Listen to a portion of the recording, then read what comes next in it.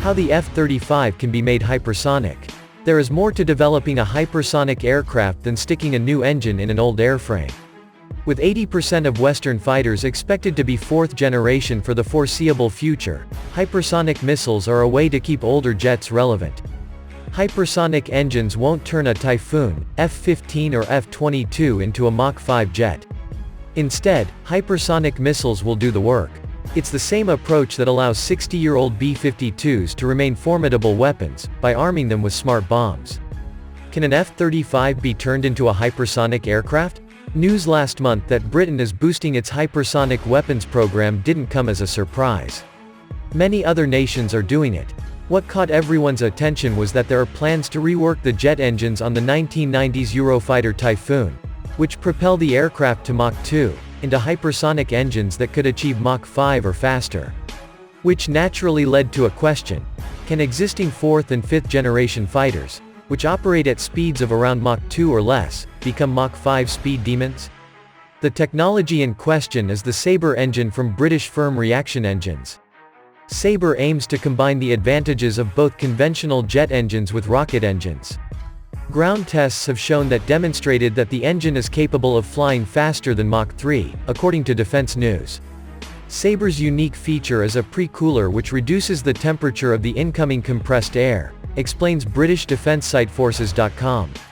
This means the engine does not need to cope with extreme temperatures which require special materials. At high altitudes, it is a rocket, but at lower altitudes, it works like a jet engine, sucking in and compressing air. One option that the Royal Air Force is considering for development of hypersonic engines is to add pre-cooler technology to the EJ-200 gas turbine engine that currently powers the Typhoon. Alas, that isn't the same as sticking a hypersonic engine on an older fighter.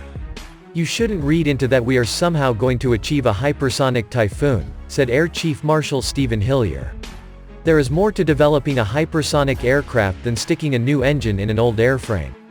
To turn a 4th or 5th generation aircraft, such as the F-16 or F-35, would invoke a variety of airframe, aerodynamic and avionics issues.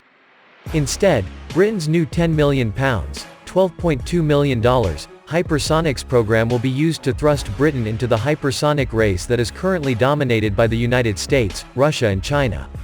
For example, hypersonic research is expected to bear fruit in engine development for the Tempest, Britain's planned 6th generation fighter. With 80% of Western fighters expected to be 4th generation for the foreseeable future, hypersonic missiles are a way to keep older jets relevant. We are working with some other people to see whether we can generate a Mach 5 capability in 4 years, said Air Vice Marshal Simon Rochelle, Chief of Air Staff Capability.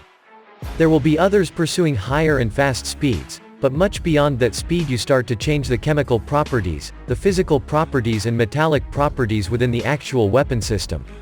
Part of the reason for rapidly developing high-speed weapons was to enable those aircraft to maintain their edge, Rochelle said.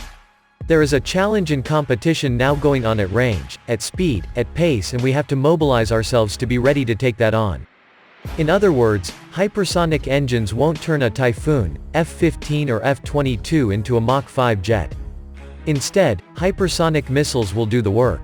It's the same approach that allows 60-year-old B-52s to remain formidable weapons, by arming them with smart bombs. The platform remains the same, but the payload is updated as technology advances.